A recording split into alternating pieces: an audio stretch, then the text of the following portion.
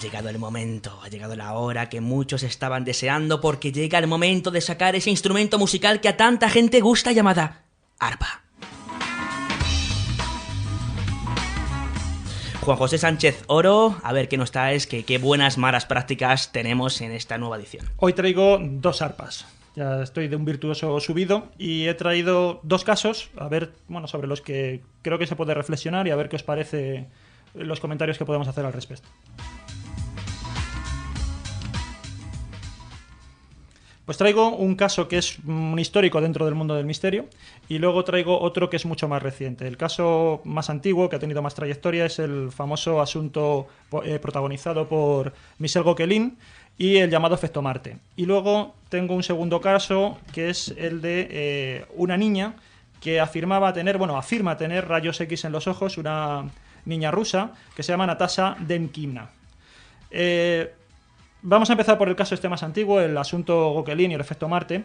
En los años 50 salen a la palestra 2 psicólogos suizos, François y Michel Gauquelin, que llevaban realizando una serie de análisis estadísticos durante mucho tiempo sobre la posible influencia que tenían los planetas en la profesión de determinadas personas. Correcto, ¿eh? Tenía yo noticia de esto y es una cosa que siempre me ha apasionado. Sí, pues es un caso, no lo voy a desarrollar con toda la profundidad porque es una polémica que ha durado pues aproximadamente 30-35 años. Sí, porque estos son de los 60, ¿no? Sí, empiezan más o menos en los años 50 a hacer estas investigaciones. En principio ellos es un matrimonio de absolutos descreídos. De hecho, realizan la investigación para tratar de demostrar cuán equivocada estaba la astrología tradicional en la posible influencia de los astros sobre las personas, pero he aquí que cuando realizan este análisis estadístico lo que descubren es precisamente que hay algún factor astral que puede determinar el oficio de las personas. Ellos realizan un cálculo tomando como base 1.533 deportistas, de los cuales demuestran estadísticamente, a través de su análisis, que 332 nacieron cuando Marte estaba en 2 determinados sectores del firmamento. O sea, básicamente lo que harían era ir un poco a lo que dicen los cánones de la astrología, ¿no? Y establecer si la astrología en su función, diríamos, profética, pues acierta, ¿no? Claro, ellos sí que es cierto que los astrólogos habitualmente tratan de poner a Gauquelin de su parte, pero es cierto también que Gauquelin lo que hace precisamente es demostrar, bajo estos análisis, que Marte influye en los deportistas de élite, que es algo que no es reconocido por los astrólogos, o no se entiende que la influencia de Marte determine ese carácter de la personalidad precisamente, ¿no? Sí, a Nadal no le ha valido de mucho, ¿no?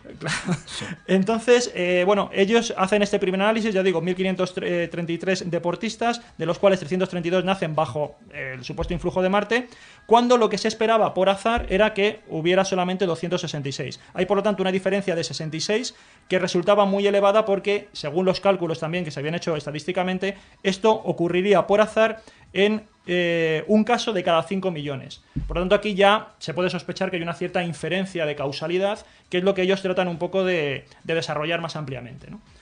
¿Qué es lo que ocurre? Hay una polémica, estamos hablando de los años 50, años 60, hasta que llegamos a los años 70. Hay una polémica en torno a estos estudios, hay una serie de críticas sobre si están bien hechos, están mal hechos. Interviene un comité belga de estudios paranormales, pero lo que me interesa aquí es cuando interviene el PSYCOP americano, que interviene en los años 70. Prácticamente, de hecho, la primera intervención que hace el PSYCOP americano era cuando todavía no era PSYCOP, sí que interviene una serie de miembros que lo fundarán inmediatamente, al cabo de un año más o menos o 2, pero intervienen en la polémica de Gauquelin. Y lo que hacen es, proponer una revisión de todos estos estudios que estaba haciendo Gauquelin, aplicando un análisis con 2 grupos de estudio. Lo que hace es que, por un lado, tratan de mirar cuál es el porcentaje de nacimientos en los deportistas que había hecho Gauquelin y que habían nacido supuestamente bajo el signo de Marte, y luego también lo que hacen es compararlo con un grupo, podríamos decir, de control, en el cual serían nacimientos de individuos de una población que no sería deportista, que no serían campeones de élite, ¿no? Serían profesionales de élite. Consabido grupo de control, ¿no? El típico grupo de control, ¿no? Entonces, en principio, ellos calculaban que al hacer esta comparación corregían el método que había realizado Gauquelin. Y voy a abreviar un poco porque la historia es bastante larga, pero lo curioso es que cuando hacen el análisis, le encargan al propio Gauquelin que realice la estimación.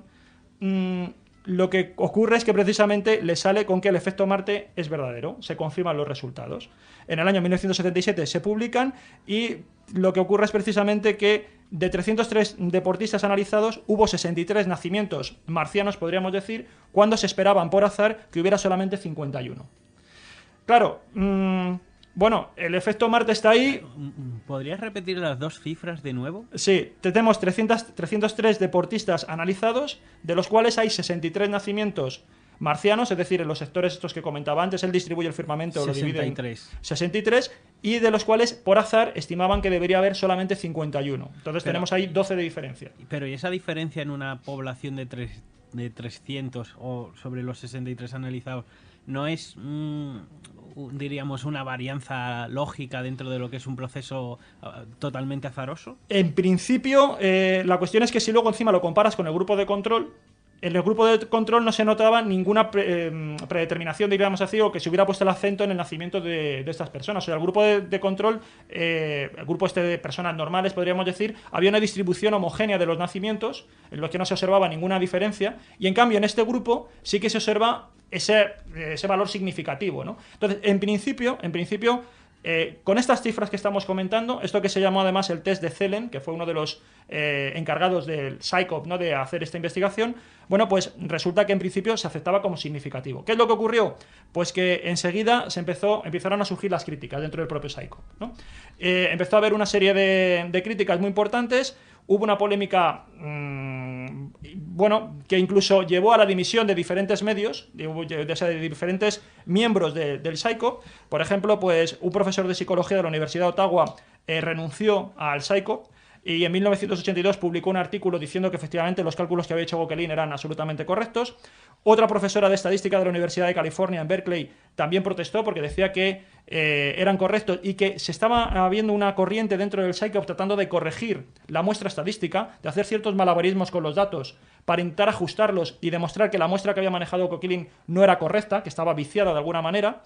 Y el más polémico de todos fue un astrónomo llamado Dennis Rawlings, que publicó un artículo feroz directamente denunciando maniobras que estaban ocurriendo dentro del PSYCOP para corregir esos datos. Esto, bueno, en otro momento, en otra sección, lo veremos más en detalle, porque incluso publica los comentarios, la correspondencia, todo ese tipo de cosas. Y bueno, ya digo que hubo incluso dimisiones, ¿no? Bueno, al final, ¿qué es lo que ocurrió? Se optó por refinar de nuevo el procedimiento y ya ante toda esta presión se decide hacer un nuevo experimento. Se hace un nuevo experimento con atletas exclusivamente americanos. El otro había sido una muestra de población que se había cogido en Europa. Y se va de nuevo haciendo acercamientos progresivos. Primero se toma una muestra de 120 atletas y se descubre que en estos 120 atletas de la muestra hay un 22% de aciertos o de personas que estaban sometidas a este signo de Marte. Por lo tanto, de nuevo se vuelve a confirmar el efecto Marte y se le vuelve a dar la razón a Gauquelin. ¿Qué es lo que ocurre? Pues que de 120 se amplía la lista a 128 y ya consiguen rebajar, en lugar de sacar un 22% de personas que están bajo la influencia de Marte, se pasa a un 19,5. Finalmente se amplía la lista mucho más, hasta 408 nombres, y aquí ya sí que al final se saca al ampliar tanto la muestra, se consigue demostrar que precisamente ya solamente los deportistas que estaban bajo la influencia de Marte eran una cifra o un porcentaje por debajo del azar. Por lo tanto, ya aquí este último análisis lo que haría sería dar un balance negativo a la investigación de Gauquelin y, por tanto, desacreditar su estudio. Y las cosas quedan así. Hoy en día ha habido algunos que han intentado revisar los datos, pero hoy por hoy, digamos que oficialmente, después de todos estos estudios, el efecto Marte no tendría ningún sentido ni tendría ningún valor, ¿no? Y aquí quedaría la historia. Ese sería el primer caso. Yo no entro ni salgo si el efecto Marte es auténtico o no, porque no tengo además posibilidad de valorarlo, ¿no? Lo que me quiero centrar hoy es en los procedimientos. Pero habría que hablar que si la astrología, diríamos, clásica no acepta el efecto Marte, en principio, luego la relación de A a B también se prueba inexistente, ¿no? Claro, ya digo que incluso podríamos decir que Gauquelin lo que habría en todo caso sería una nueva puerta a una especie de neoastrología, ¿no? Porque no, él tiene además declaraciones que, bueno, ya las pondré en el blog, donde él directamente se pone en contra de los astrólogos tradicionales y él simplemente iba buscando si realmente había algún tipo de influencia de los planetas en el nacimiento de las personas, del tipo que fuera. no es ni siquiera siguiendo, ya digo, las premisas de la astrología tradicional. Y él descubrió este efecto que sí que durante toda su vida estuvo defendiéndolo a capa y espada, ¿no? Lo que pasa que ya digo que hoy en día creo que está bastante desacreditado. Pero aquí lo que me interesa, digo, es el comportamiento del Psychop, ¿no? Como la manera de operar y cómo investiga este fenómeno anómalo. Vamos al segundo caso, que es el de la niña esta que os comentaba antes, Natasha Denkina. Es una niña que nació en 1987 y que, bueno, la facultad que ella dice tener, que asevera tener desde los 10 años, es que tiene la posibilidad de ver en los organismos, en las personas, en el interior de ellas, y es capaz, por lo tanto, de diagnosticar enfermedades. Es capaz de acceder, bueno, pues a la fisiología oculta, ¿no?, de los cuerpos humanos. Esto es una práctica que, como digo, lleva haciendo desde los 10 años y ha adquirido cierto reconocimiento en Rusia al respecto. Tal es así que en el año 2004 Discovery Channel la patrocina, podríamos decir, la financia un viaje a Estados Unidos para que pueda ser evaluada por el Psychop. Y por lo tanto se le somete a prueba. De esa manera ya queden un poco objetivamente ratificadas esas supuestas facultades o no. Entonces, bueno, el Psychop diseña un experimento muy concreto a través de dos pruebas. Una primera prueba que es absolutamente cualitativa, es una prueba en la cual lo que hace es decir, simplemente se le pasan una serie de pacientes por delante y Natasha lo que va diciendo es que ve en el interior qué tipo de enfermedades oculta. Se supone que, ya digo, la venden a esta chica además como si tuviera capacidad de rayos X, ¿no? Realmente ella no es curandera, ella lo que dice es observa las anomalías que hay en el cuerpo. Bueno, pues ella, cuando le hacen esta primera prueba cualitativa, que es su forma de operar habitual, lo que hace son diagnósticos muy rápidos. Y además da muchísima información sobre los pacientes. Lo hace inmediatamente, yo digo que es muy rápido. Entonces esta es una prueba que simplemente es para familiarizar a los investigadores y a la niña con el entorno, con las condiciones, pero no se buscar nada, ¿no? O sea, no se pretende realmente ver si tiene facultad o facultades o no. Se hace ya una segunda prueba, que esta segunda prueba ya sí que es una prueba que pretende evaluar la veracidad de esas facultades o no. Lo que se hace es que a Natasha se la van a poner delante 7 personas. De esas 7 personas hay 6 que tienen afecciones muy concretas en su cuerpo y hay una persona que no tiene ninguna afección. ¿Qué afecciones concretas son? Bueno, pues no tener apéndice, que la persona que tiene delante se le ha hecho una operación de esófago, que tiene grapas en el pecho, una de ellas tiene una placa de metal en la cabeza, otra se le ha extirpado una parte del pulmón y por último hay una persona que tiene una prótesis en la cadera. Bueno, esto es las personas que se le van a poner delante. A Natasha se le informa de todas estas afecciones y lo que tiene que hacer ella es emparejar cada afección con la persona correspondiente. Las personas se le ponen delante y se le tapan los ojos a los pacientes. Se supone que, bueno, para evitar cualquier tipo de comunicación no verbal o algo por el estilo. Bueno, ella va a hacer esta prueba y, bueno, tenemos un audio en el cual todo esto está documentado a través de, ya digo, este reportaje amplio que hizo el Discovery Channel, que lo pondremos luego en el blog para que lo podáis ver, es un documental muy interesante. Bueno, y vamos a escuchar precisamente los resultados, ¿no?, de esta prueba en la cual, ya digo, tiene que emparejar afecciones concretas a pacientes concretos. Los científicos establecieron que con 5 de 7 pasaría la prueba. Natasha creyó que el paciente número 1 no padecía ninguna afección. Estaba en lo cierto. Pensó que la número 2 no tenía apéndice, pero tenía una operación de esófago. Pensó que el paciente número 3 tenía grampas en el pecho y estaba en lo cierto. Pensó que el paciente 4 tenía una operación de esófago y en realidad tenía una placa de metal en la cabeza. Pensó que el paciente 5 tenía una operación de pulmón y era correcto. Pensó que el paciente 6 tenía la placa de metal y en realidad no tenía apéndice. Pensó que el paciente 7 tenía una prótesis en la cadera y tenía razón. Natasha acertó 4 de 7. ¿Fueron 4 de 7? La probabilidad de acertar adivinando al azar sería de 1 en 50. Puede parecer impresionante, pero los científicos no están convencidos. Si sus afirmaciones son verdaderas, ¿cómo pudo, por ejemplo, no ver la placa de metal? Bueno, pues ahí están los resultados. De 7 intentos, 4. Hace 4. Lo que pasa que el patrón que siguieron para indicar si realmente estábamos ante algo relevante o no, a juicio del Psychop, era haber acertado 5. Por lo tanto, se queda a un acierto nada más. Qué casualidad. Bueno, en el propio documental, uno de los investigadores dice que además, bueno, que el resultado es interesante. ¿De acuerdo? Entonces se queda con esa impresión. Pero como no llega al nivel requerido, no lo consideran que sea un caso relevante como para seguir investigando. Bueno, sí que hay que decir que Natasha cambia aquí mucho el procedimiento y es muy interesante verlo, lo cual también hace que pueda parecer bastante sospechoso, porque frente a los casos anteriores, donde ya digo que hacía diagnósticos con gran rapidez, aquí para hacer estos 7 casos se tira 4 horas, ¿no? Ya digo que, queda bastante lento. Y un caso tan evidente como se supone que tenemos una persona que tiene capacidad de rayos X, localizar esa placa de metal en la cabeza, no es capaz de verla. Entonces, la cosa queda ahí. Pero siguiendo un poco con la cuestión, lo importante es que hay luego bastantes críticas con respecto a si esta prueba realmente estaba bien hecha o no.